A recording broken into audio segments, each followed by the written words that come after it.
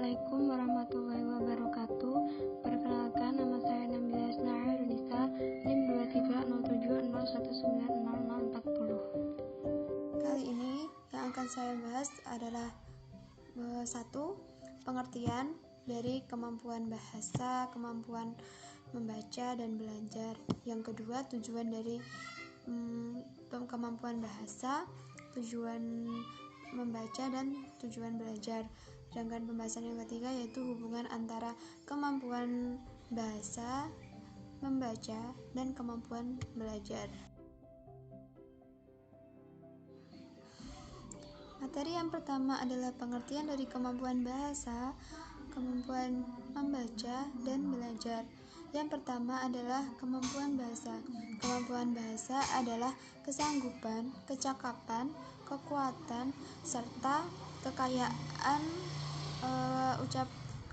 ucapan pikiran dan perasaan seseorang melalui bunyi yang arbiter, dan pemahaman bahasa ini dipergunakan untuk berinteraksi secara baik. Sedangkan kemampuan yang kedua ada kemampuan membaca. Kemampuan baca ialah kecakapan seseorang dalam mengungkapkan huruf, bunyi, atau lambang bahasa untuk mengetahui fungsi dan makna yang terdapat dalam bacaan tersebut. Dan yang ketiga, belajar. Belajar adalah penguasaan pengetahuan yang dikembangkan melalui mata pelajaran. Biasanya hasil dari belajar ini dilihat dari nilai tes atau angka yang diberikan guru. Belajar biasanya didefinisikan sebagai perubahan pada individu sendiri yang disebabkan oleh pengalaman yang telah dialaminya.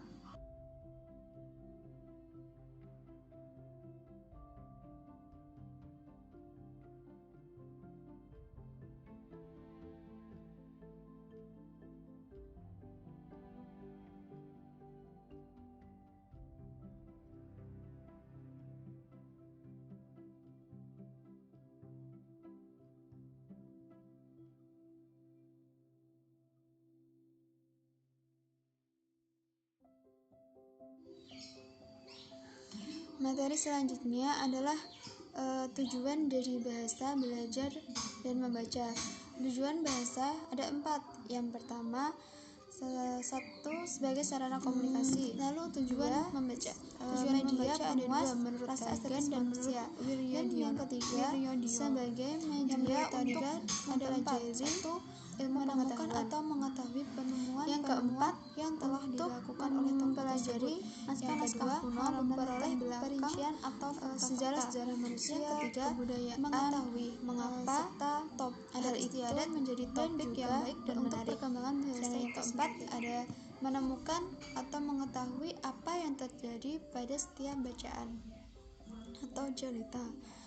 Sedangkan menurut Wiryodio ada 7 tujuan dari membaca. Yang pertama, 1. Mengungkapkan butir-butir yang penting dari organisasi keseluruhan sebuah tulisan. Yang kedua, mengetahui isi materi bacaan. Yang ketiga, memperkuat pemahaman dan membaca pikiran dengan menambah kegiatan baca atau kecepatan baca. Yang keempat, mengerti dengan jelas untuk mengingat informasi dan mengulanginya. Yang kelima, mengembangkan kemampuan konsentrasi dan arti yang lebih dalam. Yang keenam, mencari keputusan dan keterlibatan yang lebih dalam menganalisis bunyi. Nomor 7, memperluas kesadaran dan penikmat sastra. Selanjutnya ada tujuan belajar.